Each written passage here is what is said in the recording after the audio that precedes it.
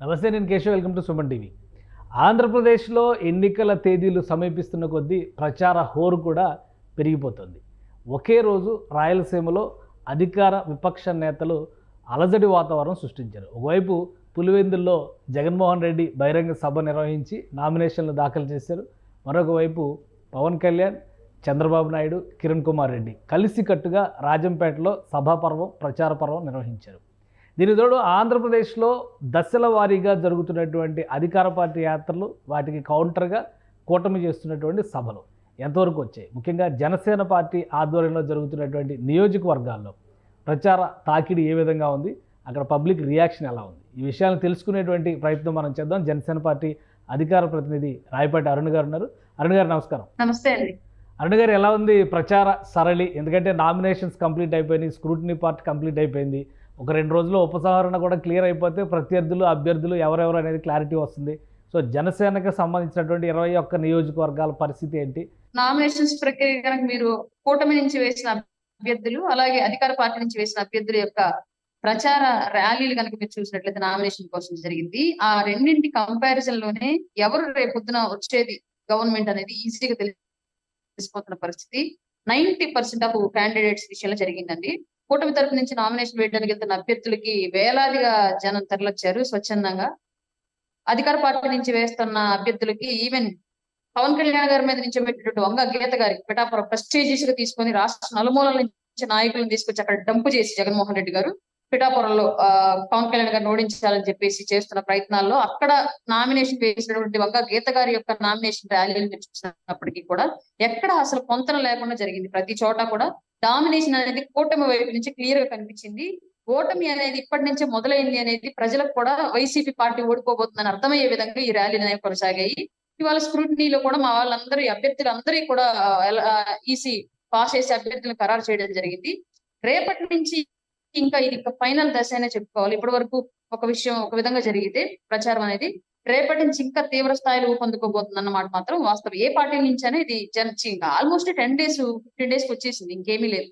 15 days తర్వాత జగన్మోహన్ రెడ్డి గారి యొక్క చరిత్ర ఎక్కడ బిఫోర్ ఎలక్షన్ కి మొదలైందో ముందు అక్కడికి వెళ్ళిపోద్ది.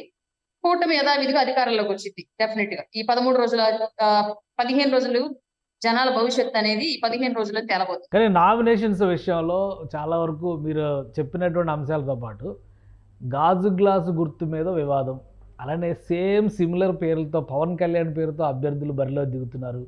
చాలా చోట్ల పోలవరంలో కావచ్చు, గన్నవరంలో కావచ్చు, ఇట్లా అదే పేర్లు పోలినటువంటి అభ్యర్థులు వస్తున్నారు. ఈ అంశాలపైన జనసేన పార్టీ క్లారిటీ వచ్చిందా?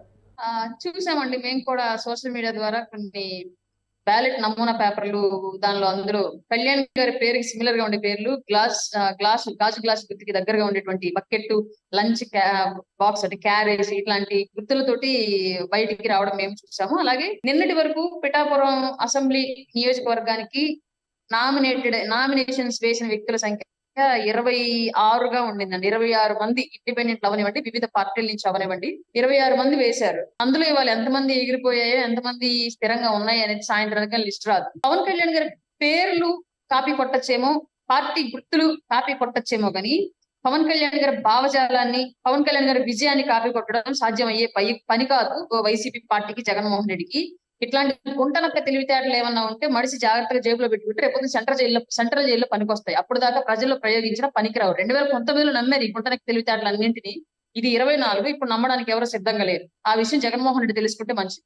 అరే, మీరేమో ఇలా మాట్లాడుతున్నారు, అటు నుంచి వేరేగా వస్తుంది. రకరకాల జంతువుల పేర్లన్నీ ఉపయోగిస్తూ వీళ్ళందరూ కలిసి వస్తున్నారు, నేను ఒక్కడనే ఉన్నాను అంటున్నారు. మీరు మాట్లాడుతున్న దాన్ని రిపీట్ చేయలేక నేను చెప్తున్నటువంటి మాట సజ్జల రామకృష్ణారెడ్డి గారు కూడా ఇవాళ ప్రెస్ మీట్లో చాలా జీవజాలం పేర్లన్నీ ప్రస్తావించారు. ఇవన్నీ ఎన్ని కలిసి వచ్చినా కానీ ఒంటరిగా వెళ్తాం, మేము ఒంటరిగానే గెలుచుకొస్తామని చెప్పారు అంటున్నారు. రక్తం రుచి మరిగినటువంటి ఒక మృగం దగ్గరికి వేరే ఎవరు వెళ్లే ప్రయత్నం చేయరు. అలాగే గుంపుగా వచ్చారు. ఇప్పుడు ఈ జగన్మోహన్ రెడ్డి గారి పొత్తులో నాతో వచ్చి కలవండి అన్న ఏ పార్టీ ఆఖరికి లీస్ట్ క్యాడర్ ఉన్నటువంటి ప్రజాశాంతి పార్టీ కూడా జగన్మోహన్ రెడ్డి గారితో పొత్తులో కలవడానికి వెళ్ళదు. కేఏ పాల్ గారు కూడా జగన్ యొక్క సాన్నిహిత్యాన్ని ఇష్టపడ్డారు. అట్లాగే జగన్మోహన్ రెడ్డి అనే వ్యక్తి రాష్ట్రానికి ఒక విపత్తు కింద, ఒక ప్రమాదం కింద తయారయ్యాడు ఈ రోజు. అట్లాంటప్పుడు ఆ విపత్తును ఎదుర్కోవడానికి ఎవరైనా సరే గుంపుగానే వెళ్తారు, సింగిల్ గా ఎవరు వెళ్ళరు. ఆ విపత్తుని అట్లాగే వదిలేస్తే మీరు తుఫాను హెచ్చరికలు, తుఫాను నష్టపరిహారం అని చెప్పేసి ఎవరైనా సహజంగా అంచనా వేస్తూ ఉంటారు వాతావరణ శాఖ వాళ్ళు, అలాగే పౌర సరఫరాల శాఖ వీళ్ళంతా కలిసి. అప్పుడు ఏం జరుగుతుంది, 5 రోజులకి ఇంత నష్టం జరిగింది, 10 రోజులు ఉంటే ఇంత నష్టం జరిగింది, స్థిరంగా జరిగిన నష్టం ఇంత, పాక్షికంగా జరిగిన నష్టం ఎంత అని చెప్పేసి ఒక అంచనా వేస్తారు. అట్లాగా 5 ఏళ్ల పాటు జరిగిన నష్టం, ఈ విపత్తు జగన్ అనే విపత్తు వల్ల ఆంధ్ర రాష్ట్రానికి జరిగిన నష్టం ఇప్పటి వరకు వేల కోట్ల లక్షల కోట్ల అప్పు, విపరీతమైన క్రైమ్, రాష్ట్రంలో పెరిగిపోయినటువంటి అసాంఘిక కార్యకలాపాలు, అక్రమమైనటువంటి డ్రగ్స్, గంజాయి మాఫియా, దొంగ కేసులు, బెదిరింపులు, దాళ్లు, హత్యలు ఇలాంటివన్నీ జరిగాయి. ఈ 5 ఏళ్ల నుంచి ఉన్న ఈ విపత్తుని 24లో కట్టడి చేయకపోతే అందరూ గుంపుగా వెళ్లి మళ్ళీ 29 వరకు కొనసాగితే ఇప్పుడు వచ్చిన ఈ జగన్ అనే విపత్తు యొక్క నష్ట పరిహారాన్ని అంచనా వేయడం కానివ్వండి, దాన్ని మళ్ళీ రికవర్ చేయడం కానివ్వండి, ఎవరి వల్ల అవ్వదు. ఆంధ్ర రాష్ట్రంలో ప్రజలు ఇక మొత్తం స్టేట్ వదిలిపెట్టి మైగ్రేషన్ వెళ్లాల్సిన పరిస్థితి వస్తుంది. కాబట్టి ఈ జగన్ అనే విపత్తును ఎదుర్కోవడానికి ఉన్న పార్టీలు, ప్రజల కోసం ఆలోచిస్తున్నటువంటి పార్టీలు, నాయకులు కలిసి వెళ్ళడంలో ఎలాంటి తప్పు లేదు. ఇది కేవలం ప్రజల కోసం తీసుకున్న నిర్ణయమే. ఒక ఉన్మాది సింగిల్ గానే వస్తాడు, అంతా జంటగా ఎవడు రాడు. ఒక ఉన్మాదిని ఎదుర్కోవడానికి గుంపుగానే వెళ్తారు తప్ప ఎవరు సింగిల్ గా వెళ్ళరు. మా దృష్టిలో ఇప్పటి వరకు జరిగిన పరిపాలన అంతా పరిశీలించిన తర్వాత జగన్ అనే వ్యక్తి మానసికంగా తేడాగా ఉన్న వ్యక్తి, కాబట్టి అట్లాంటి వ్యక్తిని ఎదుర్కోవడానికి మంచి మనస్తత్వం ఉన్న వాళ్ళందరూ కలిసే వెళ్తారు. రైట్. కానీ మీ పార్టీలో ఉన్న వాళ్ళే, నిన్నటి వరకు మీ పార్టీలో కీలక పాత్ర పోషించిన వాళ్ళే జగన్మోహన్ రెడ్డి గారి పార్టీలోకి వెళ్తారు. అటు నెల్లూరులో మనుక్రాంతి రెడ్డి కానీ, ఇటు పోతిని మహేష్ కానీ చాలా ముఖ్యమైనటువంటి పాత్ర పోషించిన వాళ్ళు నిన్నటి వరకు జనసేన పార్టీలో. మరి దీన్ని ఎలా చూస్తారు? సహజంగా ఒక గృహిణిగా ఎగ్జాంపుల్ చెప్తా ఇది నేను. మనం ఏదైనా ఒక నాణ్యమైన పంటని తయారు చేయాలి అనుకొని విసరడం మొదలు పెట్టినప్పుడు చాట్లో వేసి, ఫస్ట్ ఇసుడికి బాగా పుచ్చిపోయిన గడ్డలని ఎగిరిపోతాయి, రెండో ఇసుడికి ఒక రకంగా పుచ్చిన గడ్డలని ఇసిరిపోతాయి, మూడో ఇసుడికి ఇంకొంచెం మరి ఇంకొంచెం బెటర్ గా పుచ్చిపోయినవన్నీ పడిపోతాయి. అట్లాగే ఫైనల్ గా మిగిలేది మంచి గింజలు మిగులుతాయి, మనకు పనికొచ్చే గింజలు. అట్లాగే జనసేన పార్టీలో 5 ఏళ్లకి కొంతమంది పుచ్చదవులు వెళ్ళిపోయారు, 10 ఏళ్లకి ఇంకొంతమంది సత్యదవులు వెళ్ళిపోయారు, ఇంకా కొందరు పనికిమాలిన ఎదవలు కూడా ఉండుండొచ్చు. వాళ్ళు కూడా వెళ్ళాలి తొందరగా. పార్టీ అనేది ప్రక్షాళన జరగాలి. 2024 తర్వాత పూర్తిగా పవన్ కళ్యాణ్ గారి భావజాలంతో ఉన్నటువంటి నాయకులతో పార్టీ నిర్మాణం అనేది జరగాలని మేము మనస్ఫూర్తిగా కోరుకుంటున్నాము. ఇప్పుడు జగన్మోహన్ రెడ్డి పార్టీ కండువా వేసుకున్నాక పవన్ కళ్యాణ్ గారు ఎలాగైతే ఆవేశాన్ని నడిచే ఆలోచన పెంచడం మా యువతలో, జగన్మోహన్ రెడ్డి మంచితనాన్ని చంపేసి ఉన్మాదాన్ని, అశ్లీలతని పెంచుతున్నాడు మనుషుల ఆలోచనల్లో. ఇప్పుడు పార్టీలో ఉన్న వాళ్ళు వెళ్ళిపోవడం రావడం సరే, ఎన్నికల సమయంలో ఇలాంటివన్నీ కూడా సహజంగా ఉండొచ్చు. అయితే రాయలసీమలో క్యాంపెయిన్ మొదలుపెట్టారు, అదే రోజు జగన్మోహన్ రెడ్డి గారి నామినేషను. సో ఇవే అనుకోకుండా, ప్లాన్ లేకపోయినా కానీ, అంటే అనుకోకుండా జరిగినటువంటి సందర్భాలు అయినా కానీ, ఒకే సందర్భంలో ఒకే రోజు 2 పార్టీలు కూడా, అంటే కూటమి పార్టీ, ఇవి 2 కూడా రాయలసీమలో అడుగుపెట్టినాయి. ఎట్లాంటి రియాక్షన్ వచ్చింది రాజంపేట పరిధిలో చేసినటువంటి ప్రచారం తర్వాత? రాజంపేట విజువల్స్ కనుక మీరు చూసినట్లయితే జగన్ గారు డబ్బులు ఇచ్చి చేసినప్పటికీ కూడా ఆ స్థాయిలో వచ్చాయి లేదా అన్నది మనం ఆలోచించుకోవాలి. అదే అంటే నేను రాయలసీమ బిడ్డని, రాయలసీమ ముద్దు పెట్టి పులివెందుల పులిని అంటుంటాడు. అట్లాంటి పులికి కూడా రాయలసీమలో పెద్దగా రెస్పాన్స్ రాదు. కానీ నిన్న పవన్ కళ్యాణ్ గారు, చంద్రబాబు నాయుడు గారు, కూటమి అభ్యర్థులు బీజేపీ నుంచి పెద్దలు కిరణ్ కుమార్ గారు వీళ్ళందరూ వెళ్ళినప్పుడు ఎంత స్థాయిలో రెస్పాన్స్ వచ్చిందో మీరు అందరూ చూసుంటారు. అట్లాగే ఇవాళ భారతిరెడ్డి గారు కూడా ప్రచారానికి వెళితే ఒక దళిత వాడలో భారతిరెడ్డి గారిని రానివ్వలేదు. దళిత వాడలో భారతిరెడ్డి గారు మాకు ఇచ్చిన హామీలు నెరవేర్చలేదు, మమ్మల్ని ఇబ్బంది పెట్టారు, ఆర్థికంగా మేము అడుగుకి వెళ్ళిపోయామని చెప్పేసి క్వశ్చన్ చేసినటువంటి ఒక వ్యక్తి మీద దాడి జరిగింది. ఇవాళ అతని విషయము బయట పెడితే, అలాగే ఇంకెక్కడైనా దళితులు కనుక వాయిస్ రేస్ చేస్తే మీ కాలనీలు తగలబెడతాము అని చెప్పేసి వాళ్ళ వార్నింగ్ ఇవ్వడం జరిగింది. ఇప్పుడు ఆల్రెడీ మీకు ఆ న్యూస్ కూడా వచ్చి ఉండొచ్చు, అది లైవ్ అప్డేట్. భారతిరెడ్డి గారికి ఎదురైన పరిస్థితి అది. అట్లాగే జగన్ రెడ్డి గారు పరదాల మధ్యలో బుల్లెట్ ప్రూఫ్ బస్సుల్లో వెళుతున్నారు కాబట్టి ఆయనకి జనాలు చేసే, పైగా ఐపాక్ స్ట్రాటజీతో చుట్టూ అందరూ రోడ్డు మీద నించబడి దండాలు పెడుతున్నట్టు, వాళ్ళే కొట్టుకుని ఎవరో రాళ్లు వేసినట్టు, ఇవన్నీ స్క్రిప్టెడ్ సభలు కాబట్టి ఆ మాత్రమే నెట్టుకొస్తున్నాడు. కానీ జగన్మోహన్ రెడ్డి నిజంగా జనాల్లో కనుక వెళితే ప్రభావం ఎదురవుతుంది జగన్మోహన్ రెడ్డికి. అతను 5 ఏళ్లు చేసిన పాలనలో రాయలసీమలో ఇప్పటికీ వైఎస్ఆర్సీపీకి పట్టు ఉంది కాబట్టి ఆయన కోస్తాలో కొన్ని సీట్లు గెలిస్తే అధికారంలోకి వచ్చేస్తారనేటువంటి ధీమాతో వైసీపీ నాయకులు మాట్లాడుతున్నారు.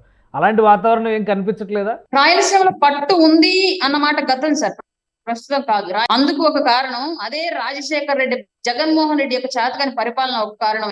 కూటమి నుంచి నాయకులుగా ఉన్నటువంటి పవన్ కళ్యాణ్ గారు, చంద్రబాబు నాయుడు గారు, అలాగే పురంధరేశ్వర్ గారు, ఇలా మోడీ గారు, వీళ్ళందరూ కూడగట్టుకున్న నమ్మకం ఒకవైపు, జగన్మోహన్ రెడ్డి కోల్పోయిన నమ్మకం ఒకవైపు, షర్మిల, సునీతమ్మ న్యాయం కోసం వివేకానంద రెడ్డి గారి యొక్క హత్యకు సంబంధించినటువంటి న్యాయం కోసం పోరాడుతున్న తీరు ఒకవైపు, ఇవన్నీ కలిసి జగన్మోహన్ రెడ్డి రాయలసీమలో పట్టు కోల్పోయాడు, వైఎస్ఆర్సీపీ పార్టీ తొందరలో కనుమరుగు అవబోతోందని చెప్పుకోవడానికి ఉదాహరణలండి. రాయలసీమలో పట్టు లేదు, కోస్తా ఆంధ్రాలో అసలు పత్తా లేదు వైసీపీ పార్టీ. రైట్. ఇక జనసేన పార్టీ తరపున మెగాస్టార్ చిరంజీవి గారు ప్రచారానికి వస్తారనేటువంటి ప్రచారం విపరీతంగా జరుగుతుంది. ప్రచారమేనా ఇది? నిజంగానే ప్రచారానికి వస్తున్నారా? మీరు ఎలా విన్నారో నేను కూడా అలాగే విన్నాను సార్. వరుణ్ తేజ్ గారు మాత్రమే రేపు ప్రచారానికి పిఠాపురం వస్తున్నారని అఫీషియల్ అనౌన్స్మెంట్ అయితే వచ్చింది, కానీ చిరంజీవి గారు వస్తున్నట్లుగా అఫీషియల్ అనౌన్స్మెంట్ అయితే రాలేదు. మేబీ నిజం అయ్యి ఉండొచ్చు, కొన్నిసార్లు మాకు కూడా తెలియకుండా అఫీషియల్ న్యూస్ అనేది బయటకు వెళ్ళిన సందర్భాలు చాలా చాలా ఉన్నాయి, కాబట్టి ఇది కూడా అట్లా అయ్యి ఉండొచ్చు, లేదా ప్రచారం అయ్యి ఉండొచ్చు, ఫేక్ ప్రచారం కూడా అయ్యి ఉండొచ్చు. తెలియదు నాకు. మెగా ఫ్యామిలీ అంతా కూడా సపోర్ట్ గా ఉంది, చివరి అంకంలో క్యాంపెయిన్ చివరి అంకంలో వస్తారు అనేది అంటున్నారు. సో అంటే పార్టీలో కానీ ఇంటర్నల్ గా కానీ ఏమన్నా ఇన్ఫర్మేషన్స్ అలాంటి అలర్ట్స్ ఉన్నాయి? వరుణ్ తేజ్ గారి వరకే క్లారిటీ వచ్చిందా ఇప్పుడు?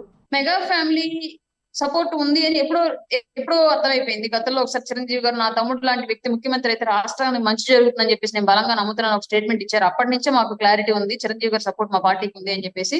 రీసెంట్ గా ఆ సపోర్ట్ ను ధృవీకరిస్తూ 5 కోట్లు పార్టీకి విరాళంగా ఇస్తూ, అలాగే 2 అభ్యర్థులు సార్ని వెళ్లి కలిసిన సందర్భంలో ఈ వ్యక్తులను గెలిపించండి అని చెప్పేసి ప్రమోట్ చేసిన విషయం కూడా మనం చూసాము.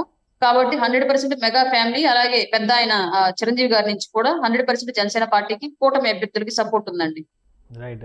థ్యాంక్ యూ అరుణ్ గారు, మీ అభిప్రాయాన్ని తెలియజేసినందుకు. ఇది రాయపాటి అరుణ్ గారు ఎన్నికల ప్రచారంలో బిజీగా ఉంటూ కూడా మనకి టైం ఇచ్చారు. అయితే రాయలసీమలో జరిగినటువంటి పరిణామాల నేపథ్యంలో పవన్ కళ్యాణ్, చంద్రబాబు నాయుడు, కిరణ్ కుమార్ రెడ్డి నిర్వహించినటువంటి సభ ఒక బలమైనటువంటి ముద్ర వేయబోతోంది రాబోయేటువంటి రోజుల్లో. అలానే జగన్మోహన్ రెడ్డి అంతర్గతంగా అక్కడ పట్టు కోల్పోయారని చెప్తున్నారు. మరోవైపు పవన్ కళ్యాణ్ మీద చేసేటువంటి కుట్రలు ఏవి కూడా ముందుకు సాగేటువంటి పరిస్థితి లేదు. ఇక మెగా ఫ్యామిలీ అంతా కూడా ఒకటిగా ఉంటుంది. అతి త్వరలోనే ఒక్కొక్కరుగా వస్తారు. ముందు వరుణ్ తేజ్ అఫీషియల్ అనౌన్స్మెంట్ జరిగింది, పిఠాపురం రాబోతున్నారు, పవన్ కళ్యాణ్ తరపున పిఠాపురంలో ఆయన ప్రచారం నిర్వహించబోతున్నట్టుగా తెలుస్తుంది. ఆ తర్వాత చిరంజీవి గారు కూడా వచ్చినా ఆశ్చర్యపోవాల్సినటువంటి అవసరం లేదనేటువంటి మాటని రాయబడ్డారని చెప్తున్నారు. ఇది special discussion. Keep watching. Suman టీవీలో మీ పర్సనల్ అండ్ బిజినెస్ ప్రమోషన్స్ కోసం కింది నెంబర్కి కాంటాక్ట్ చేయండి.